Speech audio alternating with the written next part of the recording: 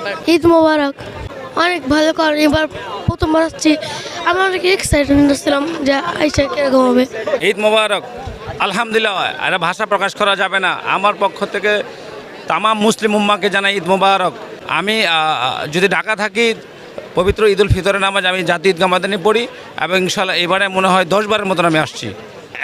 ঈদের নামাজ খোলা মাঠে পড়া হলো সুন্নত, আর এলাকার মাঠে সময়ের কারণে অনেকে পড়ে, কিন্তু আমার কাছে জাতীয় ঈদগাহ ময়দান বা যে কোনো ঈদের মাটি নামাজ পড়তে ভালো লাগে। অনেক ভালো লাগতেছে এবং ঈদ লাগতেছে, যাকে বলে ঈদ, যাকে বলে যে হাসি খুশি আনন্দ। এই ঈদগাহ মাঠে না আসলে বোঝা যাইতো না। ঈদ মোবারক। ঈদ মুবারক।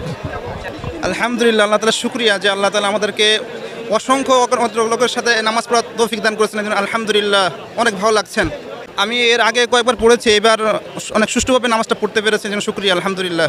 পার্থক্য হচ্ছে এখানে অনেক লোক হয়, যেখানে